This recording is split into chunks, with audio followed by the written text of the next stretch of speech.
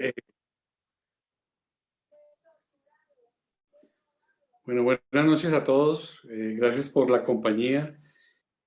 Seguimos con nuestras charlas de los martes, que por fortuna han sido cada vez mejores.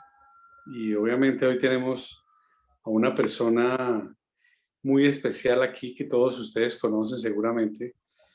Carlos Torres es, yo creo que uno de los infectólogos más prominentes del país, pero lo más importante desde mi óptica para lo que vamos a hablar es que Carlos yo creo que es el referente en vacunología de Colombia y de buena parte de América Latina. Yo creo que él está inserto en todos los comités, sociedades, grupos que tienen que ver con la vacunación en todo nuestro continente, todo latinoamericano, y por eso es tan importante oír sus conversaciones. Estaba viendo aquí que no sé si ya está en la pantalla, no. Pero bueno, sí.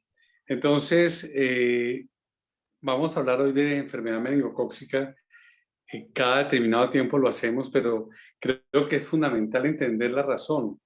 Y es que al no estar la enfermedad tan vista por los pediatras y por los médicos generales, a veces se siente que no existe.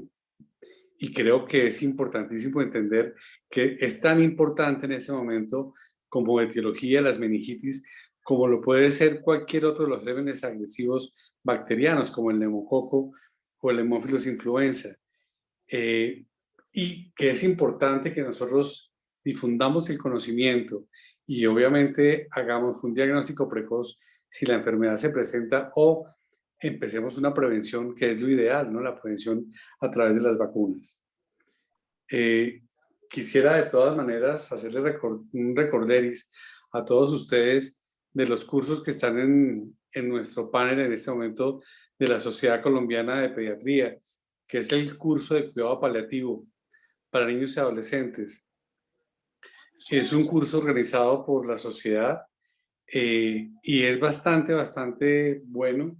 Yo creo que ya estamos al borde de comenzarlo y por lo mismo estamos en tiempo todavía de poder inscribirnos si lo queremos. Y el otro curso es el detección y abordaje de los trastornos del crecimiento. Este se está haciendo con la Sociedad Colombiana de Genética. Es un curso dictado por ellos. Nos han hecho unos precios muy especiales para la sociedad, para los pediatras y las pediatras que estén al día en sus cuotas. Va a haber un precio muy especial, más especial aún para los residentes, que queremos que cada día tengan más participación en nuestra sociedad. Y pues estamos también a tiempo para hacer nuestras inscripciones, si bien lo tienen ustedes. Vuelvo nuevamente entonces ahora, bueno, y una cosa más, agradezco al fondo financiador, ¿no? El fondo financiador es bien importante. Ustedes entienden que nosotros no estamos trabajando ya directamente con marcas de productos de farmacéuticos, pero sí con la farmacia, ellos nos ayudan aportando para que nosotros tengamos esta educación continuada de la mejor manera, y en ese momento pues nos ayuda Pfizer y PTC Therapeutics. Muchas gracias a ellos. Vuelvo nuevamente a lo que nos corresponde hoy, que es la enfermedad meningocócica, avances y futuro de prevención. Insisto, la persona que nos presenta esto pues es Carlos Torres, a quien ustedes conocen. Carlos es infectólogo pediatra, es magíster, además de educación médica también es la administración, Carlos, que es Sí, usted de la Universidad sí, de Andes. Sí, sí, es importantísimo, puedes tenerlo aquí con nosotros, como les decía yo antes. Carlos es una persona referente en toda América Latina y yo creo que en buena parte del mundo también lo conocen como infectólogo y especialmente como vacunólogo. Carlos, tiene la palabra. Si tienen alguna pregunta, al final las hacemos y hacemos un panel de discusión. listo, perfecto. ¿Me cuentan si se está viendo la pantalla? Por Eh, favor. Perfecto. Bueno, pues muchísimas gracias, Hernán, por esa presentación inmerecida. Muy merecida. Bueno, vamos a un poquito a poner aquí esa pantalla bien.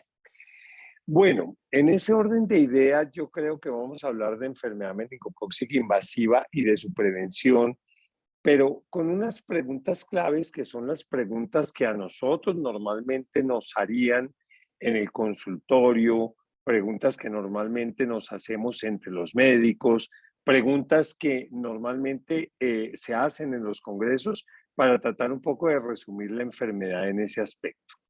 Antes que nada, mi declaración de conflicto de intereses.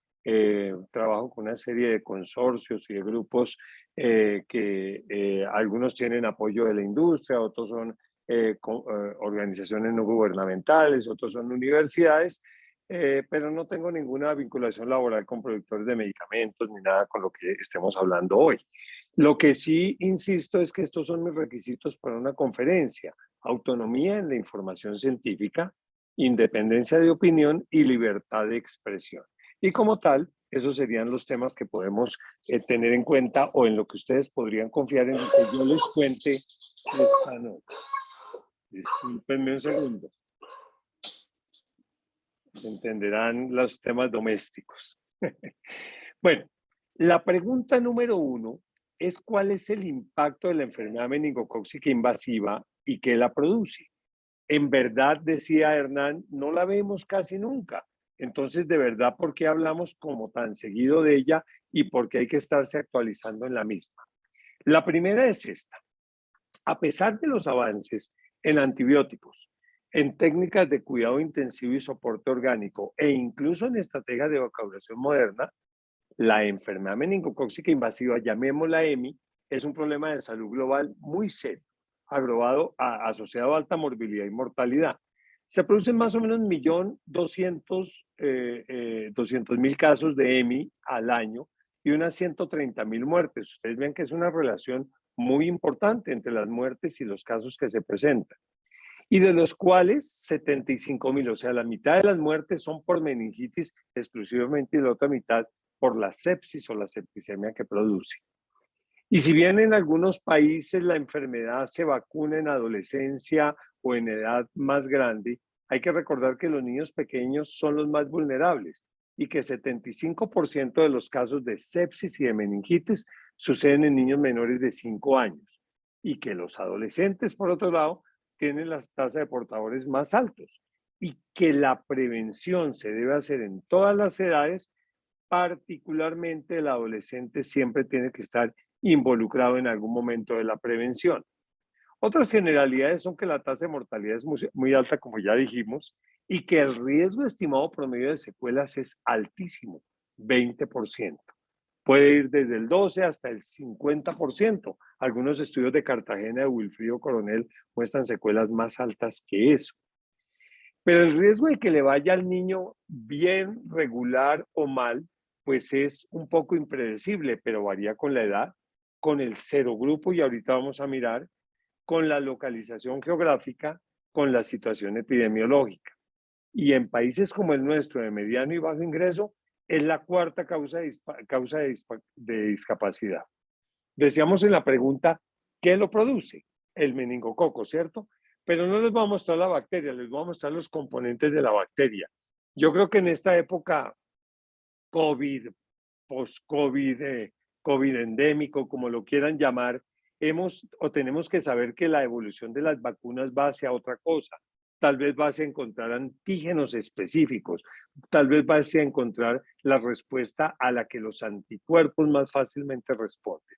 Y entonces, si no nos aprendemos, digamos, las estructuras de la bacteria o del virus, pues vamos a tener problema en entender cómo trabaja la vacuna, el monoclonal, el antiviral. Así que por eso voy a hacer un énfasis en que tengamos en cuenta estas estructuras de membrana. El polisacárido capsular, que lo ven ahí, que es el que determina el serogrupo. Eso es lo primero. Luego tenemos una estructura como las porinas B. Ya con más detalle miramos eso, que determinan el serotipo. Serogrupo, serotipo, diferente. Luego tenemos estructuras como esa, que es la FHBP, que es la proteína ligadora del factor H. Esto es supremamente importante porque es una de las estructuras que se está usando en las vacunas nuevas contra meningococo B que ya tienen estudios en el mundo entero. Entonces no olviden la FHBP o proteína ligadora del factor H del complemento. Otra proteína importante, la adesina de la Neisseria, y la porina A, que determina el serosubtipo. Y finalmente tenemos el lipopolisacárido, que determina el inmunotipo, pero además que es el que nos mata, el que determina la carga de enfermedad que se produce. Y entonces existen por el serogrupo, si ya entendimos que está determinado por el polisacárido, 13 serogrupos al menos, de los cuales 5, A, B, C, W, Y, ese 5 es 6, es un 5 que es 6. 6 causan la mayoría de enfermedad. Estaba 5 porque el X ha sido detectado solamente en África hasta hace unos 3 años, pero ya ha aparecido casos de X en América, en Asia y en otras partes. Entonces, metamos al X allí y son 6 serogrupos. El serotipo está basado en las proteínas de membrana externa que ya dijimos que son las porinas B, el serosubtipo y el inmunotipo. ¿Y por qué insisto en eso? Porque cada vez que ustedes lean un artículo va a aparecer eso. Y entonces la gente dice, óigame, ¿y eso qué es? ¿Cómo se ha vuelto de complicado el meningococo? Y para nada. Miren, así es el nombre de un meningococo, como su primer nombre, su segundo nombre, su primer apellido y su segundo apellido. Lo primero que tenemos es ese serogrupo. En este ejemplo, serogrupo W. Luego el serotipo basado en porinas B, el 2A. Luego el serosubtipo, 1.5,2, porina A. Y finalmente el inmunotipo ST11. ¿Por qué es importante? Ya lo veremos más adelante para las vacunas, pero hay que saber un poco la nomenclatura. Pregunta número 2. ¿Por qué se produce la enfermedad meningocócica? ¿Cómo algunos niños, algunas personas llegan a este tipo de daño claramente dramático? Estas dos de abajo son de pacientes nuestros, estas de arriba son tomadas de Marco Safadi en Brasil. Bueno, este es el desenlace de una interrelación compleja. La primera es la virulencia de la bacteria.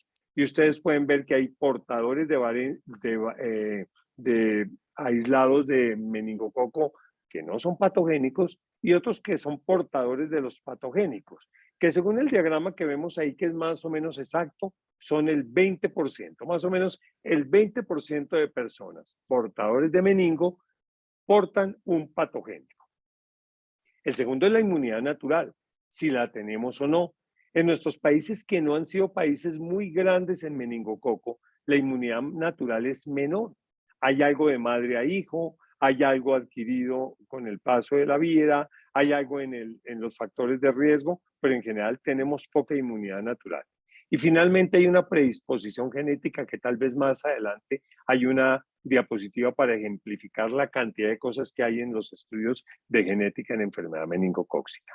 Y entonces, sumando virulencia, inmunidad natural y predisposición genética, la persona que fallece, que está acá representado con un dibujito, esto a pesar de que estén dibujitos, es súper en serio, porque aquí lo que nos están mostrando es 35 muñequitos, de los cuales uno muere. Esa persona era un portador que tuvo predisposición genética y que no tenía inmunidad natural, y eso puede ser en cualquier edad, cualquier persona. Bueno, ¿por qué se produce eso? Decíamos antes que el lipopolisacárido era como el causante. Bueno, en este diagrama de este artículo típico de Simon Nadell, publicado ya hace un tiempo, ustedes pueden ver dónde está el lipopolisacárido, es esta bolita negra. Y si yo hago aparecer unas flechitas rojas acá, lo ven acá en todas estas porciones. El lipopolisacárido o endotoxina puede estimular directamente la activación del monocito, puede activar directamente los neutrófilos, liberando esa cantidad de bombitas atómicas que tiene el neutrófilo en su interior, puede activar el complemento, puede crear daño endotelial directamente, y entonces este amiguito que aparece acá, que es el lipopolisacárido, representado por el círculo negro, va a generar o a desencadenar una sepsis que termina en fuga capilar, trombosis intravascular, disfunción cardíaca, por supuesto, y falla multisistémica, de la cual es muy difícil escaparse. Y nuevamente, tomando este artículo que es libre en la literatura y para aquellos amigos de tomar las notas, este es un artículo que hay que leer. Ustedes pueden ver cómo la patofisiología de la meningococcemia con choque está ampliamente iniciada por la injuria endotelial. Claramente, por la fuga capilar, eso genera disminución del volumen circulatorio, a su vez una vasoconstricción compensatoria que termina con hipoxemia, metabolismo anaeróbico, shock, que a su vez lleva a falla multisistémica, y esa también disminución del volumen sanguíneo, disminución del retorno venoso y todo el componente de compromiso cardíaco que es tan complejo de manejar. Pero digamos que en resumen, tenemos hipercoagulabilidad acá en esta parte de la diapositiva, hiperinflamación acá y disminución de la fibrinolisis. Esto más injuria endotelial, pues es la receta perfecta para la muerte. Pero bueno, hay algunos factores de riesgos asociados a la enfermedad meningocócica. La buena noticia es que los tenemos identificados. Algunos son inmunodeficiencias o condiciones específicas que ustedes ven en la diapositiva y de los cuales no voy a profundizar, pero baste con decir que componentes del complemento, la infección por VIH, la asplenia y el uso de ciertos monoclonales o biológicos como el eculizumab y el sarilumab para el síndrome hemolítico urémico atípico, de los cuales seguramente algunos de ustedes han visto pacientes, pues es importante porque pone en riesgo al organismo para esta enfermedad. Pero también existen factores de riesgo poblacionales más extensos. Aquellas profesiones que viven en un hacinamiento profesional, militares, los mismos médicos en su proceso de entrenamiento, los estudiantes de primer año en los países en donde existen los dormitorios universitarios, y nótese que aquí en Colombia ya los hay y hemos ido evolucionando sobre eso. Yo sí considero que todo muchacho o niña que llega a estudiar en su universidad debe tener su vacuna de meningococo aplicada. Personas que viven en hacinamientos con ambientes urbanos más complejos, la exposición activa o pasiva al cigarrillo, la exposición doméstica a miembro infectado, los viajes a países endémicos y hiperendémicos. Los ingleses, los americanos han mostrado hasta la saciedad que el hacinamiento chévere, como yo digo, el concierto, el bar, el compartir tragos, drogas recreacionales, todo eso también es factor de riesgo para enfermedad meningocócica. La mala noticia es que este factor de riesgo no se identifica en la mayoría de pacientes. No tienen defecto inmunológico, no tienen defecto del vaso, no están recibiendo medicamentos o tampoco hacen parte de las poblaciones necesariamente de riesgo en un 60 a 80%. Y les prometí al principio al menos una diapositiva sobre la identificación genética de meningococo. Podría ser toda una conferencia lo que se ha trabajado en eso. Esos son dos papers de los grupos de Michael Levine en Londres y de Federico Martinón en España, en donde muestran que hay claras alteraciones inmunológicas o genéticas asociadas con la susceptibilidad o la resistencia al meningo. En las preguntas podemos ampliar eso. Tercera pregunta, ¿cómo reconocemos al paciente? Porque estamos diciendo que es una enfermedad mortal, una enfermedad complicada y es una enfermedad en la que no conocemos cuál es el factor de riesgo. Bueno, el cuadro clínico, todos ustedes lo saben bien, requiere un diagnóstico temprano y preciso. La enfermedad progresa a veces en 24 o 36 horas hacia el deterioro y la muerte cuando es la enfermedad septicémica. Con frecuencia no se hace el diagnóstico ni la sospecha diagnóstica de ingreso, y la identificación clínica depende de la experiencia del clínico y de la presencia de los signos clásicos descritos en los textos. Y ahí está la tríada clásica descrita desde hace mucho tiempo: rash hemorrágico, meningismo y alteración de conciencia.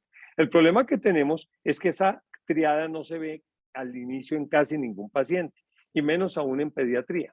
Miren, investigando un poquito la triada que fue descrita desde comienzo del siglo XX, solo se ve en el 50% de adolescentes y adultos y en menos del 35% de niños menores. Y si bien puede estar presente al inicio, su presencia es más común luego de 24 a 36 horas de síntomas, que es cuando el paciente, usualmente si tiene un cuadro clínico del que ya hablamos, es irrecuperable. O sea, al final la triada puede ayudar el diagnóstico en los casos de progresión menos súbita, pero en los casos de sepsis o de septicemia no nos va a ayudar mucho. Yo solo les he resumido en esta diapositiva este artículo seminal de Thompson en Lancet, donde son más de 400 casos de niños con meningococcemia. Eso es un número bien grande. Fueron reunidos en el sureste de Inglaterra y publicados. Y aquí ustedes pueden ver que la teoría clásica se ve muy pocas veces. Tomemos el niño menor de 1 año, tomémoslo acá. Y aquí tenemos las horas desde que comienzan los síntomas hasta las 38 horas, 36 o 38. Miremos, por ejemplo, el rash del que tanto hablamos, rash hemorrágico. Es este moradito acá. A las 12 horas de condición o de síntomas se ve apenas en el 25 o 30% de los menores de 1 año. A las 24 horas lo vemos apenas en el 35%. A las 36 horas apenas en el 40%. No cuenten con el rash hemorrágico para que hagan un diagnóstico tan rápido. Segundo, los signos de sepsis aquí en azul clarito. Pues tampoco es que los veamos sino a las 36 horas en el 50%. Ni siquiera la fiebre es uniforme. Y si ustedes quieren mirar el meningismo, todavía menos. Vámonos a un paciente de 1 y 4 años, puede tener más rash, pero no llega al 50 o 60% a las 36 horas. Y ciertamente meningismo es menos del 30%. Y si nos vamos al niño de 5 a 14 años, pues lo que más ahí es fiebre y características de sepsis, y el rash hemorrágico sí aumenta como hasta el 60%, que en los adultos puede ser el 70%. Pero miremos un estudio más cercano, miremos a Argentina. Esto es un paper de Angela Gentile y un grupo muy importante con 94 casos publicados. Pero lo que quiero que vean acá es que definitivamente la enfermedad y sus complicaciones son muy altas. Casi el 27% tienen complicaciones, sus secuelas en este caso el 10%, la letalidad el 10% y la presentación clínica, meningitis bacteriana con sepsis, o sea, presentación doble, 37%. Solo meningitis 30% y solo sepsis 16%. Pero comienzan a aparecer unos datos sobre los cuales voy a profundizar más y es la relación de los serogrupos con el cuadro clínico. En Argentina desde hace unos años ha aumentado el serogrupo W y en menores de 1 año ustedes pueden ver claramente cómo el OR supera 3 veces el serogrupo W a otros serogrupos. Y ustedes lo pueden ver aquí en la parte amarilla, aquí en la parte de arriba, cómo la edad promedio del W es 9.5 meses, mientras la edad promedio del serogrupo B es 45 meses, con unos impactos sobre salud diferenciales. Pero bueno, para complicar el tema, hay una cantidad de presentaciones atípicas, presentaciones clínicas que son más complicadas. Y seguramente algunos de ustedes han leído o incluso visto, porque ya lo hemos visto en Bogotá, adolescentes que se presentan con manifestación abdominal, diarrea, vómito, apendicitis-like disease, o sea, como un abdomen agudo. Estos primeros casos fueron publicados también en el Reino Unido como en el 2015, pero como en el 2013 en Chile había habido una epidemia en Santiago, se dieron cuenta los chilenos que ellos ya se habían dado cuenta que la presentación abdominal era importante. Bueno, esta es una publicación francesa con 96 casos en los que la forma de presentación del paciente no fue rash, no fue signos meningios, fue abdominal. Y claro, en algunos de ellos había los signos agregados. Pero miren ustedes cómo en estos pacientes es muy importante saber que la edad promedio son pacientes de 19 años, pero puede haber de cualquier edad. Y miren, 64% con dolor abdominal, 25% con diarrea. ¿Quién de nosotros sospecharía diarrea en un cuadro de meningococcemia? Bueno, hay que pensarlo y por supuesto ténganlo en cuenta. Particularmente 20% de estos pacientes fueron sometidos a cirugía abdominal pensando que era un abdomen agudo y era una meningococcemia. 64% se encontró el meningococo en sangre, 23% en líquido cefalorraquídeo. Y si bien esa presentación inicial se hizo asociada al meningo W, claramente en los 3 años que siguieron se pudieron ver que está asociado a diferentes serogrupos. Eso sí, con algunos complejos clonales más específicos como el complejo clonal 11. Entonces se nos complica la vida. Esto lo publicaron los holandeses hace relativamente poco para ver cuáles son las manifestaciones clínicas típicas que están aquí al lado izquierdo y cuáles son las atípicas que están aquí con este subtítulo como rosadito al lado derecho. Y miren ustedes, por ejemplo, con meningo Y, lo que más se presenta es sepsis sin meningitis, un número importante de neumonías, eso está bien reportado, y algo de meningitis sin sepsis. En meningo W, sepsis sin meningitis fundamentalmente.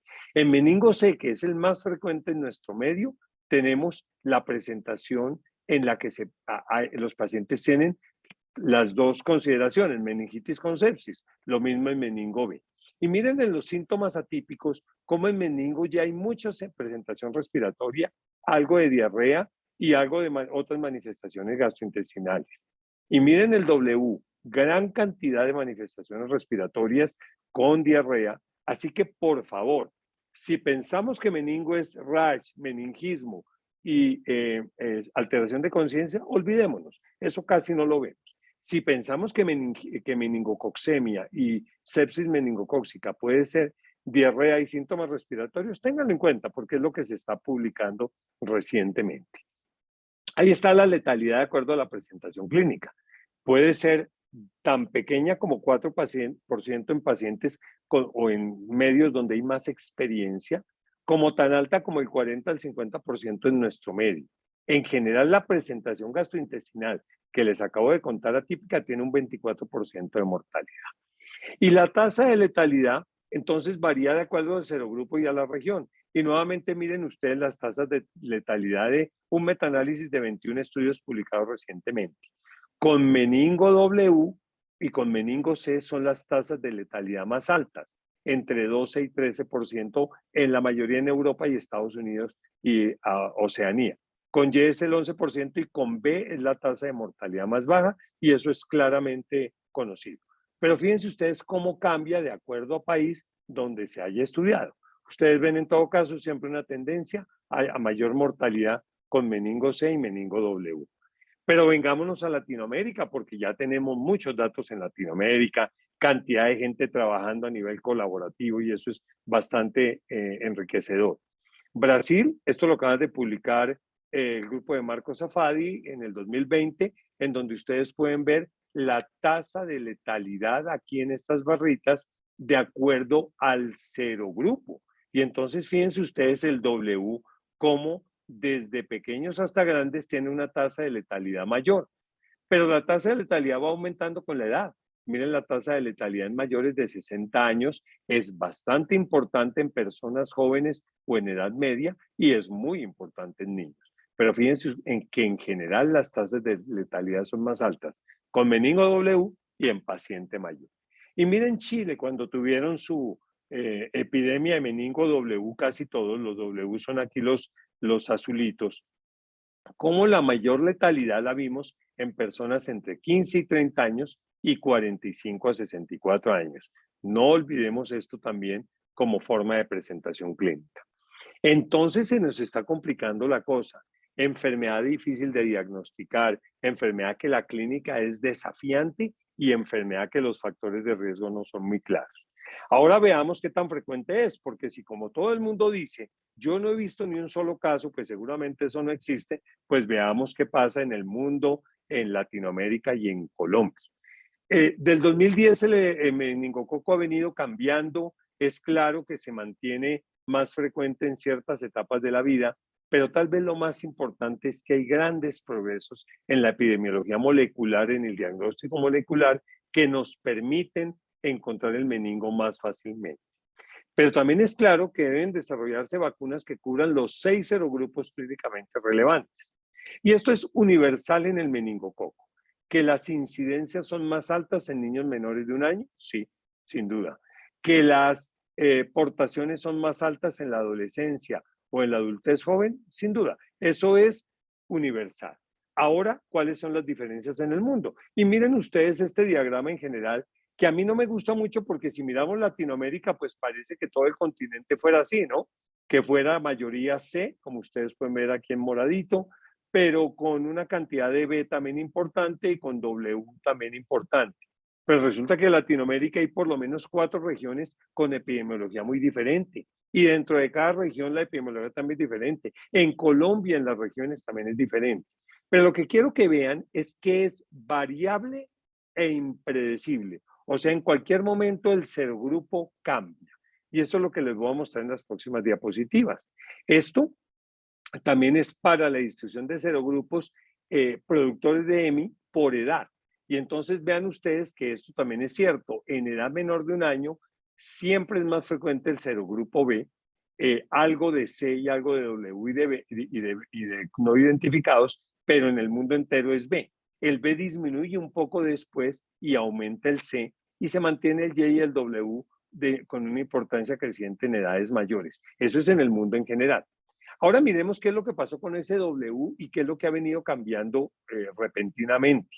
El W se ha reportado, este complejo clonal 11, en diferentes partes del mundo desde el 2000, cuando vino una mini brote en la Meca, en esta, digamos, celebraciones y conmemoraciones religiosas de los musulmanes. Y de allí se ha extendido, pero se ha extendido de una forma totalmente diferente, con clones diferentes. En azul están los clones que tienen un nexo genético desconocido con la epidemia de la Meca.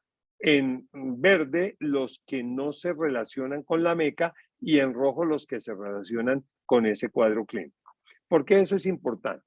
Porque es que, a lo que ha llegado a mostrarnos la genética molecular en este caso es que este complejo clonal 11 se ha dividido en diferentes cepas de acuerdo al árbol filogenético. Y tenemos una cepa suramericana que ha afectado a Argentina y Chile, una cepa que ha afectado el Reino Unido y la cepa original de la Meca.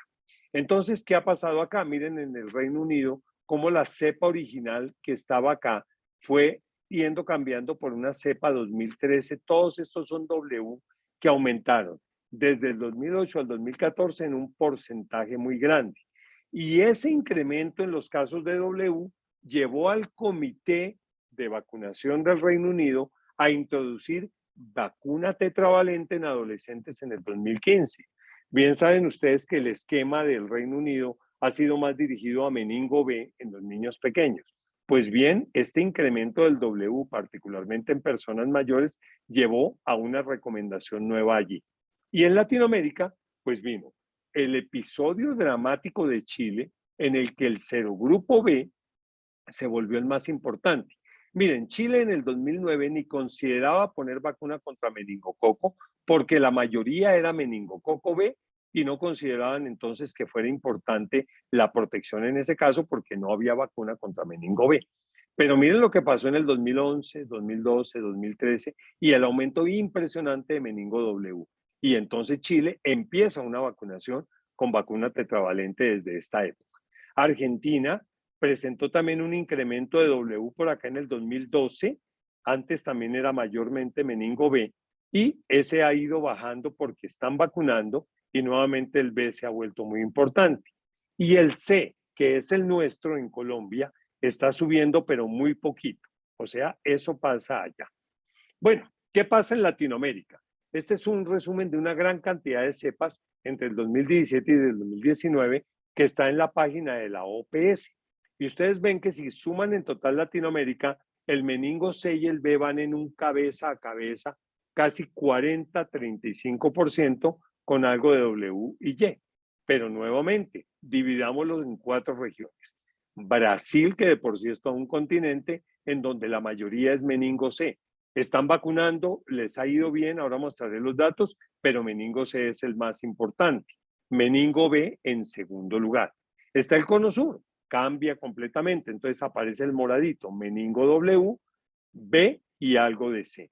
Viene la región andina, nosotros, fundamentalmente meningo C. Éramos meningo B por aquí atrás al comienzo de la década 2010-2020, ahora somos meningo C, algo de Y. Y América Central, que está mucho menos estudiada, en donde la mayoría vuelve a ser meningo B. Entonces, regiones muy diferentes. Miremos Colombia. Es que en Colombia no hay casos de meningo, entonces, ¿para qué hablamos de eso? Eso es una discusión grande en los congresos y a veces le ponen a uno notas los colegas por ahí, que es que la industria farmacéutica se está inventando la enfermedad, etcétera, etcétera. El meningo es dificilísimo de cultivar, se muere en el camino, es fastidioso.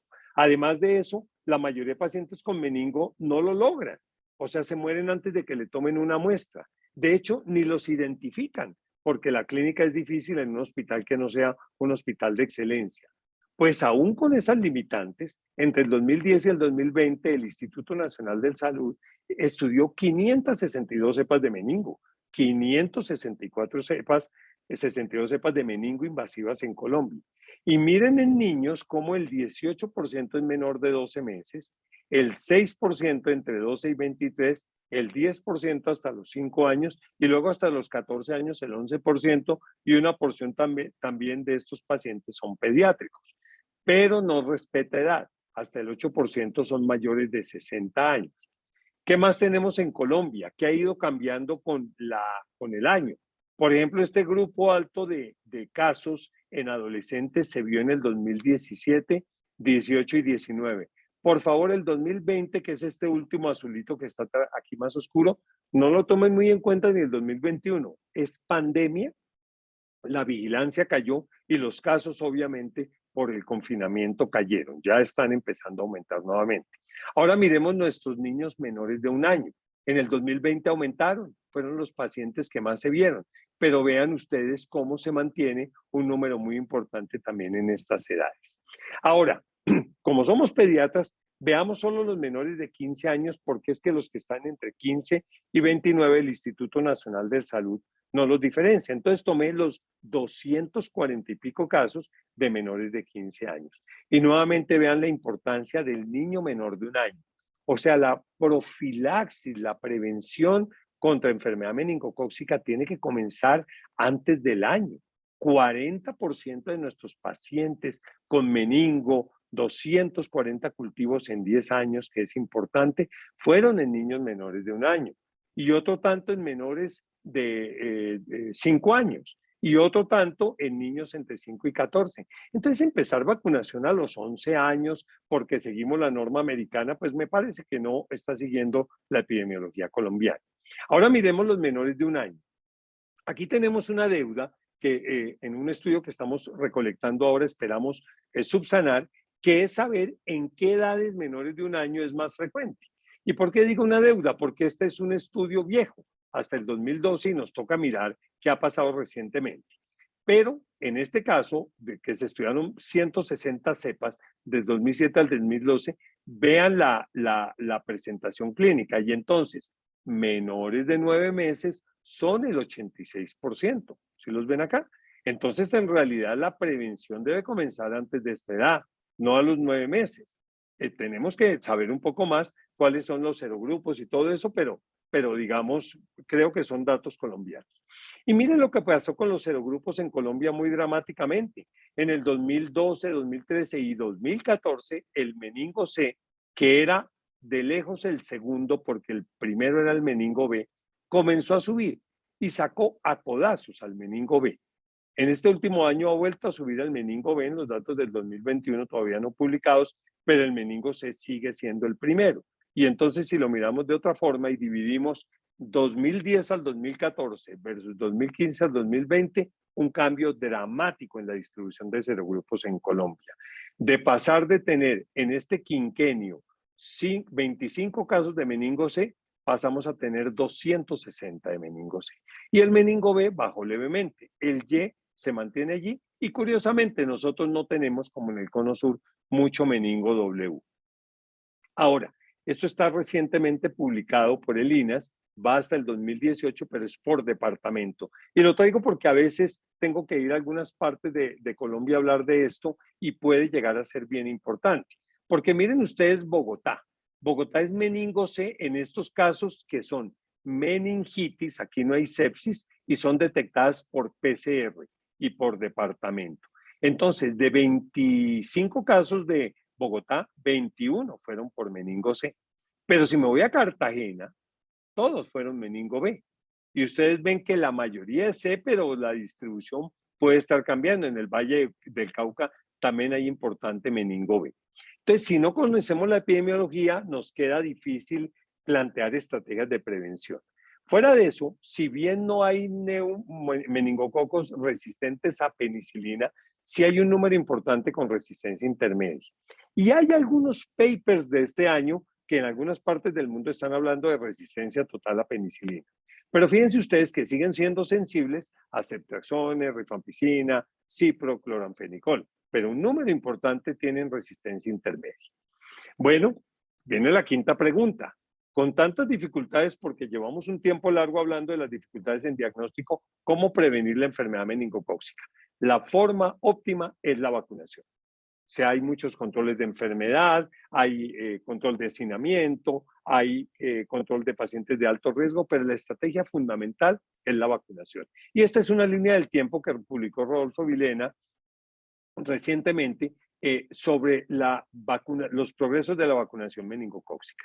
Y por supuesto la línea del tiempo está mal hecha porque obviamente lo que nos divide no es por el tiempo, sino la cantidad de cosas que han pasado desde los 90 hacia acá y especialmente del 2010 hacia acá. Y eso es de lo que voy a hablar ya en la parte final de la charla.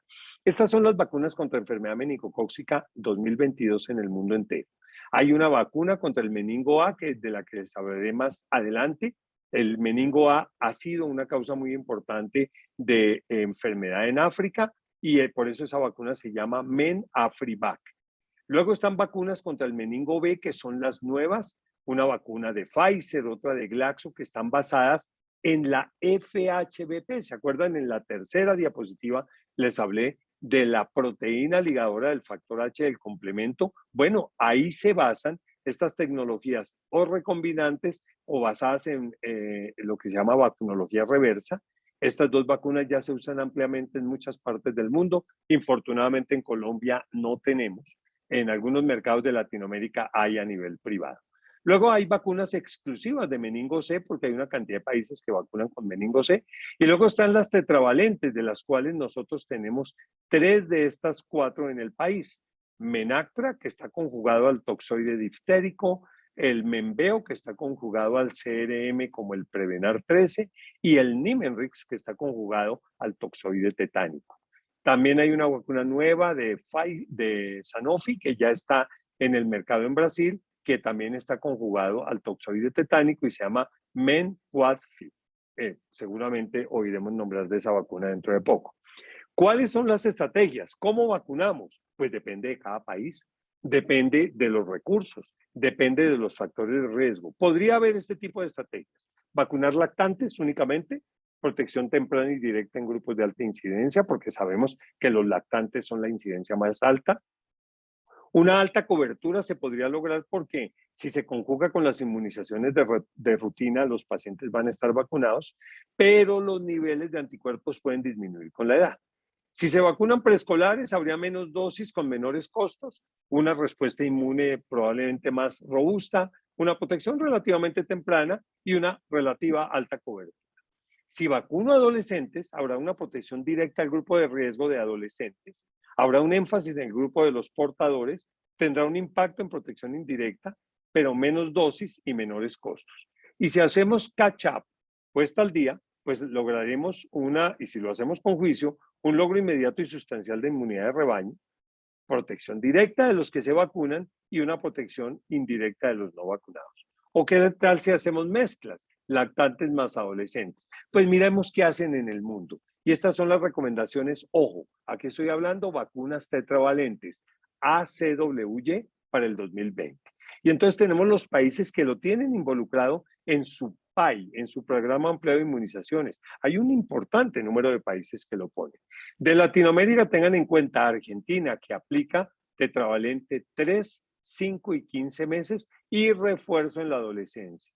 Chile pone alrededor del año y está poniendo un catch-up en menores de 5 años, está estudiando la necesidad de adolescencia. Eso en Latinoamérica. Brasil pone meningo C fundamentalmente, por eso no aparece acá, pero estos son los países en el mundo que ponen en su programa ampliado de inmunizaciones meningo tetravalente. Bueno, ¿cuál ha sido el impacto? ¿Cuál es la vida real? Porque estos son estrategias. Ahora, ¿qué ha pasado en la vida real? Que tal vez es lo que hemos avanzado recientemente. Esto es Burkina Faso, en este cinturón subsahariano de meningo, en donde, como ustedes pueden ver aquí en Aguamarina, en el 2007, 2008, 2009, el meningo A era el número 1.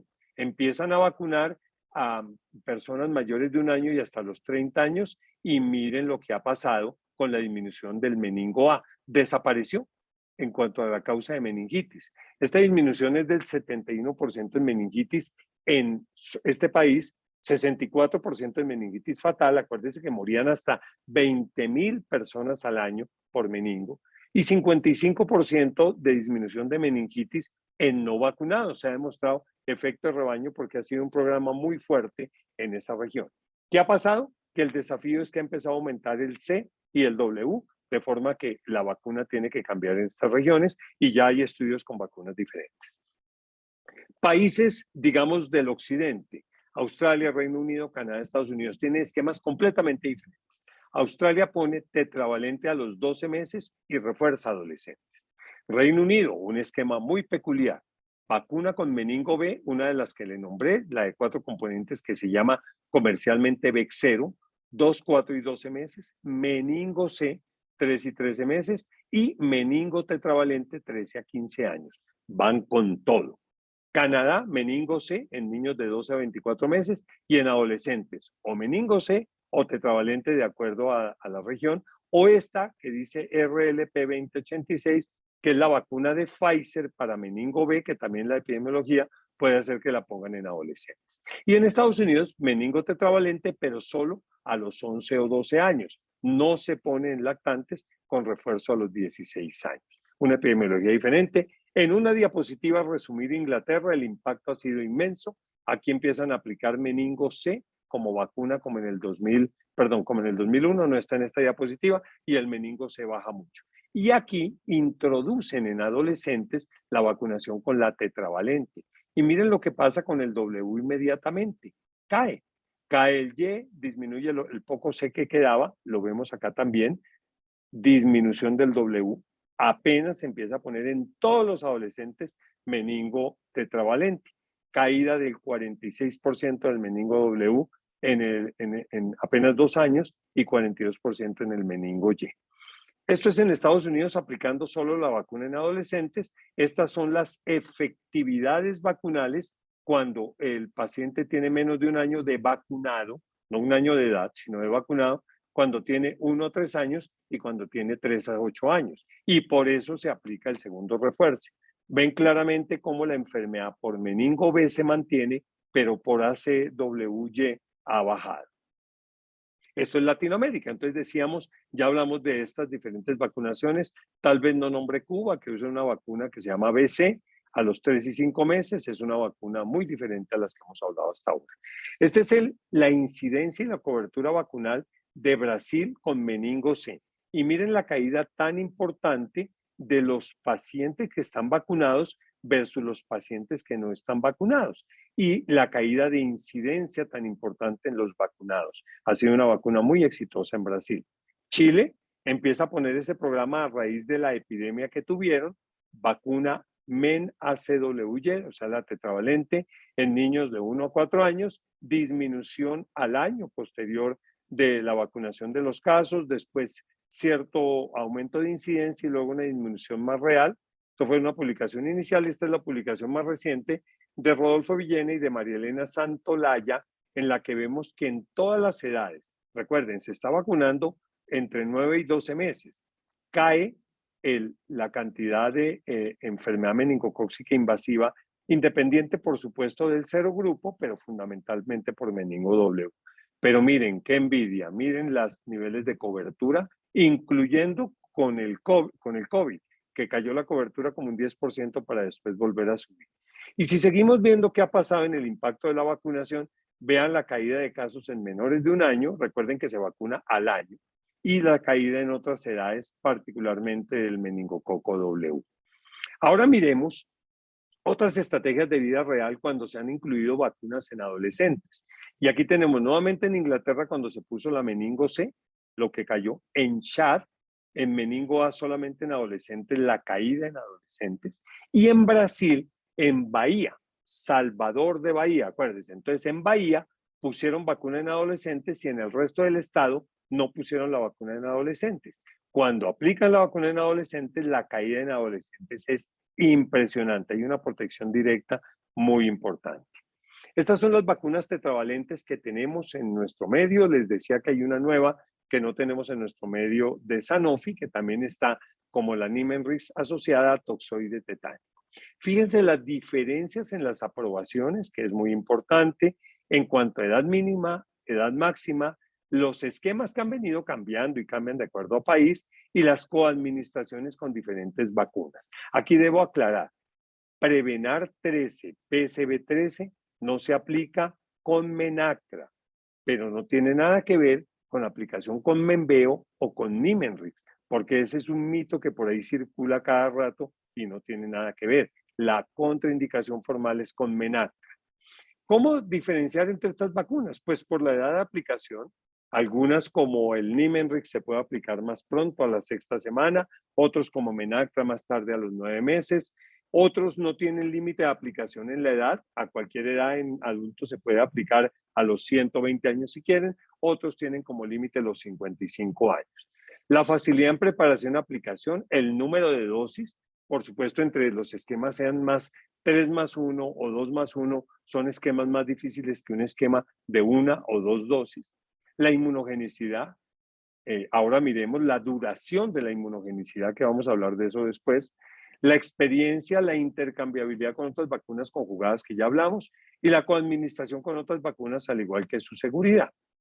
Estos son datos súper recientes publicados a finales del año pasado sobre la persistencia a 10 años de vacuna Nimenrix, vacuna tetravalente con conjugado tetánico, tanto en adolescentes y adultos como en niños, demostrando claramente que midiendo títulos de anticuerpos o de suero bactericida sérica o de ensayo bactericida sérica de conejo mayor de 1 a 8, se mantienen niveles elevados de cobertura para todos los serogrupos. Aquí quité el A porque no era muy importante y no me cabía en la diapositiva, pero está el serogrupo C, W y Y, comparado con vacunas como meningo C o con vacunas como polisacáridas. O sea, muy importante esto porque este dato no lo conocíamos antes. Nosotros no sabíamos cuánto duraba y ya sabemos que en estos estudios que además siguen siendo prospectivos, primero publicaron 5 años y ahora 10 años, sabemos que esta vacuna tiene esa posibilidad.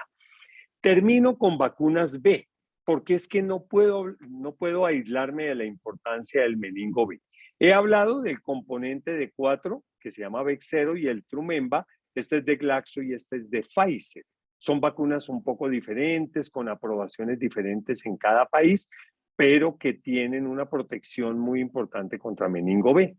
Esta es la publicación muy reciente en el New England Journal del impacto de la efectividad de la vacuna Bexero en el Reino Unido, que recuerden se aplica desde lactantes. Y lo que podemos ver o resumir acá, porque el artículo es muy denso, es que después de la introducción en el 2015 de un esquema primario de 2 dosis en menores de 6 meses y un refuerzo a los 12 meses y de una cobertura muy alta del 88 al 92%, se produjo un 75% de reducción en el grupo elegible de la enfermedad meningocócica.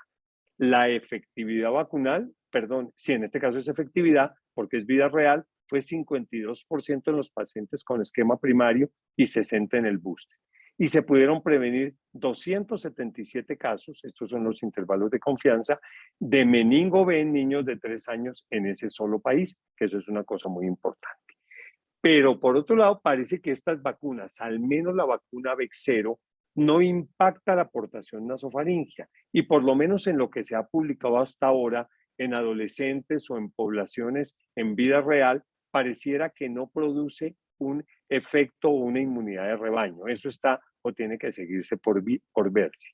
Lo que sí producen estas vacunas es una protección cruzada contra otros serogrupos. Y claramente lo ha publicado Inglaterra recientemente con una disminución de meningo W cuando se pone la meningo B.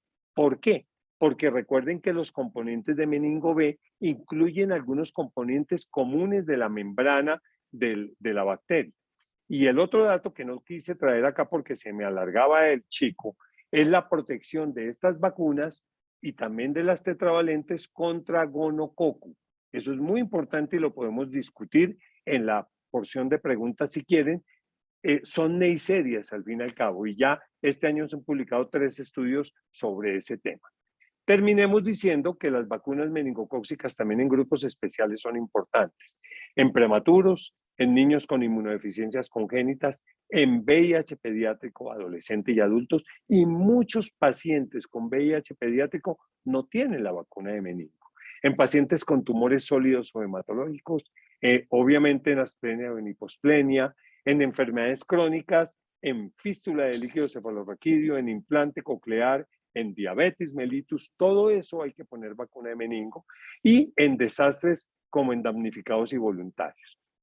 Solamente para mostrar las nuevas recomendaciones de ACIP sobre VIH, hay recomendaciones para VIH, para alteraciones del complemento, para asplenia, pero digamos, no voy a parar en eso, solamente para mostrarles la referencia que existe sobre cómo aplicarla en esos pacientes. Las estrategias de inmunización del meningococo han cambiado. Los ingleses no se sonrojan en decir que han cambiado desde el 2001 acá 7 veces el esquema de vacunación. Nosotros tenemos mucho problema para cambiar nuestros esquemas de vacunación. Esperemos que esta semana de vacunación nos lleve a cambios de neumococo efectivos, a cambios de Hemophilus, de pronto a introducir vacunas como esta, que sigue siendo una gran necesidad insatisfecha para disminuir. No tenemos muy buena vigilancia, necesitamos incrementar el conocimiento de la enfermedad y vacunar al personal de salud, accesibilidad a la vacunación a grupos de alto riesgo, el acceso a vacunación en brotes y el mantener e incrementar estos datos de epidemiología genómica que por fortuna se han venido aumentando mucho en el país. Universidad de Antioquia, Instituto Nacional de Salud, otros entes están trabajando mucho en esto.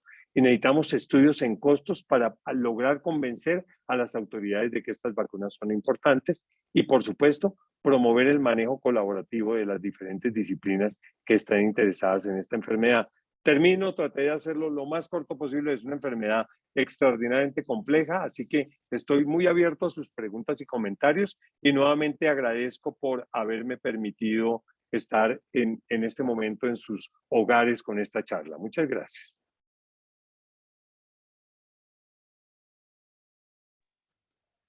Carlos, muchas gracias por esta excelente presentación.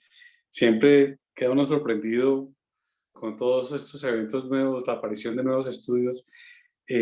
Interesante remarcar que la Organización Mundial de la Salud tiene un programa para eliminar la meningitis al año 2030. Y nosotros siempre vimos, sobre todo los pediatras que estamos más viejos, que teníamos mucho neumococo y mucho hemófilos influenza. Y resulta y pasa que en este momento las estadísticas nos muestran que estamos casi iguales en meningitis por hemófilos influenza y por meningococo. Luego, la enfermedad claramente está presente y es importantísimo. Hay una pregunta del auditorio, me preguntan que en un paciente sano en Colombia, un niño de 12 años, ¿cuál es el esquema de vacunación? ¿De 12 años? ¿Sí? Sí, de 12 años, digamos, es un esquema parecido al esquema que recomienda la ACIP en los Estados Unidos, que es aplicar una dosis entre 11, 12, 13 años, tengo problemas aquí con mi perrito, y en 5 años después hacer un refuerzo. Esa sería, digamos, como la recomendación formal para esos pacientes. Ahora, eso tiene, digamos, también algunas, digamos, aristas. Algunas personas dicen que una sola dosis es suficiente, pero en realidad yo pienso que estos pacientes requieren ese refuerzo de 15 a 16 años. Listo. Hay una pregunta que tengo yo, Carlos, y es, no he podido entender nunca la razón para que Estados Unidos solo ponga las vacunas en adolescentes, sabiendo que si bien es cierto su estadística y su epidemiología puede ser diferente, es claro que si vacunamos desde más pequeños, igual los protegemos y también protegemos a los adolescentes. ¿Qué opina usted de eso? Sí, yo por lo menos 2 veces al año estoy pendiente de la reunión de la ACIP en donde discuten el tema. Debo admitir que son extraordinariamente juiciosos en discutir el tema nuevamente y ponen todos los insumos, el número de casos, el costo-efectividad. y por ahora las conclusiones en los últimos 4 o 5 años han sido la misma.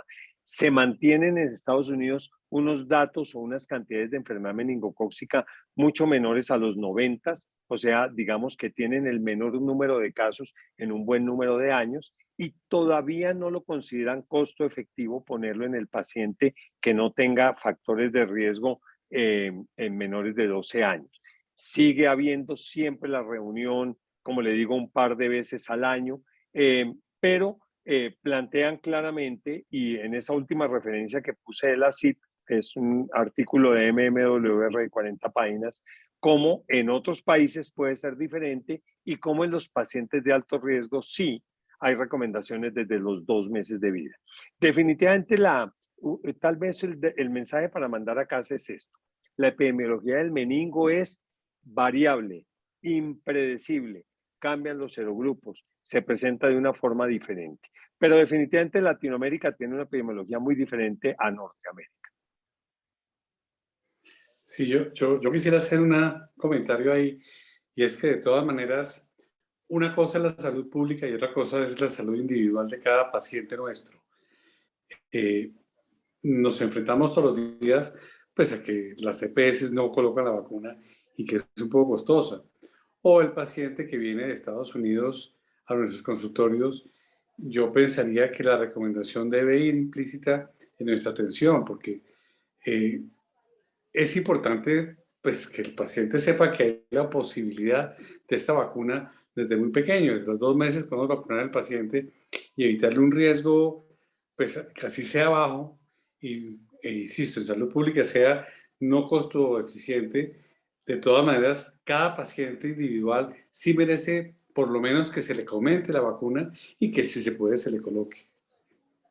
Sí, yo estoy totalmente de acuerdo. Ese ha sido un tema en que la Sociedad Colombiana de Pediatría y la Regional de Bogotá y otras regionales lo han trabajado a fondo. Hemos tenido talleres con el ministerio. De hecho, es un tema de discusión muy interesante. Eh, Creo que, dadas las circunstancias actuales de pandemia, de restricción de costos, de algunos de los cambios que va a haber en el país, todavía parece un poco lejano la inclusión de vacunas nuevas como meningo, como dengue en el PAI, en el programa ampliado. Pero iniciativas regionales pueden hacer o han hecho, particularmente en Antioquia, en el Valle, que el meningo lo reciban muchos niños de alto riesgo, de muy bajos recursos que lo reciben fácilmente.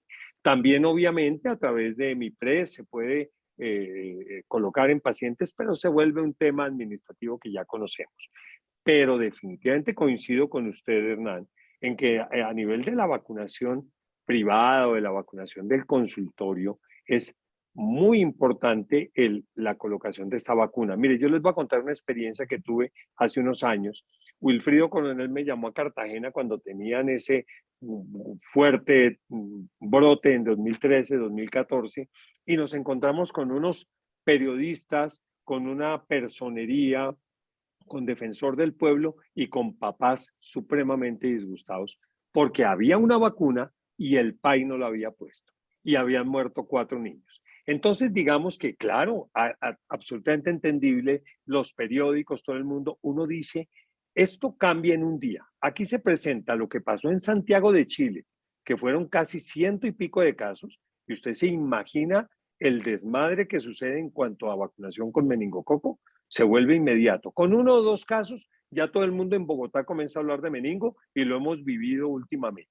O sea, no se trata aquí de salirnos de la evidencia ni de salud pública, sino que yo estoy de acuerdo con Hernán en que en vacunación también hay que hablar de salud individual y de acceso a vacunas. Y yo sí creo que todo niño debe tener vacuna de meningococo, al menos las que tenemos por ahora, las tetravalentes. No he hablado que viene muy avanzado el tema de las pentavalentes, tetravalentes más B, tanto en la plataforma de Glaxo como en la plataforma de Pfizer. Y eso, y también Sanofi trabaja en eso. Entonces, eso es muy, muy interesante para poder tener una vacunación más completa. Ah, y yo les nombraba el meningo C. Ya también se están haciendo estudios con una vacuna pentavalente, con meningo X, perdónenme, con meningo X que no tiene meningo B, pero tiene meningo X para regiones como África. Finalmente, y también para que no quedarme corto con lo que usted dijo de meningitis 2030, el enfoque de la OMS para derrotar la meningitis, así se llama, ha tenido problemas por el COVID, porque cuando se planteó esto fue en el 2018, 2017, pero en eso se está trabajando. Esperemos que con la adición en Colombia de la vacuna a los 18 meses de hemófilos influenza, podamos de verdad desaparecer los hemófilos. En Colombia sigue habiendo entre 18 a 20 hemófilos tipo B en forma de meningitis cada año en el país. Eso es inadmisible. Con el cambio de neumococo disminuyamos fuertemente todas esas meningitis que el grupo de Neumorred, en la cabeza de Iván Felipe, de Germán y de todo ese grupo tan respetable, ha demostrado que la meningitis no ha bajado un ápice en Colombia en los últimos 7 años, a pesar de la vacuna que estábamos poniendo. Esperemos que ese cambio nos permita mejorar eso y esperemos que haya un mayor acceso a vacunas contra meningo. De eso se trata el programa de la OMS, de llegar con las 3 vacunas para derrotar la meningitis bacteriana. Y yo creo que es posible. Hay una pregunta aquí interesante, Carlos, que son 2 preguntas realmente, pero las voy a juntar. Dice, ¿cuál es el esquema recomendado para personal de salud, especialmente los pediatras? Y si es un esquema para desastres, ¿cuánto tiempo pasaría para que comience a actuar esta vacuna? Bueno, muy bien. Entonces, hay que diferenciar desastres de un brote de meningo. En un brote de meningo, obviamente, no tendríamos un efecto importante, sino que tendríamos que usar vacunas, tendríamos que usar profilaxis y vacunar. Pero en desastres, digamos, naturales, en circunstancias en que el hacinamiento es parte muy importante y estamos viendo ahorita con las inundaciones, vean ustedes Cundinamarca y lo que está pasando en la costa y todo esto, son vacunas que deben considerarse. Y esas vacunas tienen que, digamos, comenzar a actuar en un tiempo de 1 a 2 meses cuando se vacunan grandes espacios de población o grandes formas de población. La vacuna recomendada, obviamente, bajo la epidemiología colombiana es tetravalente, porque si bien el B sigue siendo como el 30%, entre C, W y Y tenemos el resto del porcentaje. Lo mismo para el personal de salud. En este momento la vacuna recomendada es tetravalente. Ojalá también tuviéramos vacuna B. En este momento en el mundo entero hay muy pocos países que ponen en personal de salud meningo B, pero sí se ponen tetravalentes en un grupo importante de países de acuerdo a la epidemiología que tengan.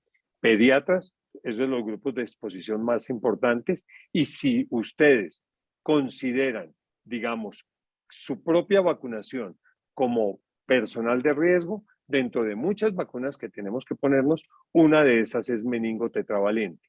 En principio, una dosis, pero estemos sintonizados sobre la literatura que vaya apareciendo.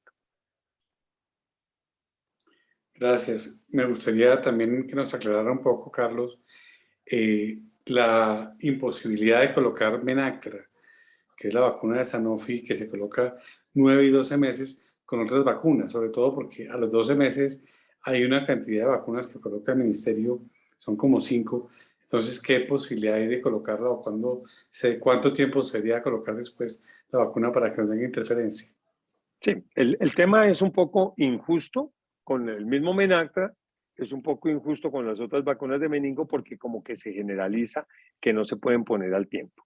Desde muy temprano, por allá desde el 2012, 2013, algunos estudios mostraron que Menactra aplicado con Prevenar, inicialmente Prevenar 7, y de ahí se consideró que podía pasar con Prevenar 13, podía bajar niveles de anticuerpos o de OPA para algunos serotipos de neumo, al menos 2, y para un serogrupo o 2 serogrupos de meningo, fundamentalmente B y Y. Y particularmente eso se vio en los niños cuando se les ponía al año juntos. Entonces, por eso hay una, digamos, un warning, es una advertencia, no las pongan al tiempo.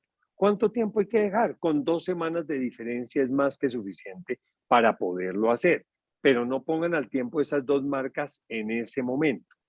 También hubo estudios al principio también en pacientes asplénicos o con, digamos, disfunción esplénica, también de esa edad en que se pusieran las vacunas al tiempo.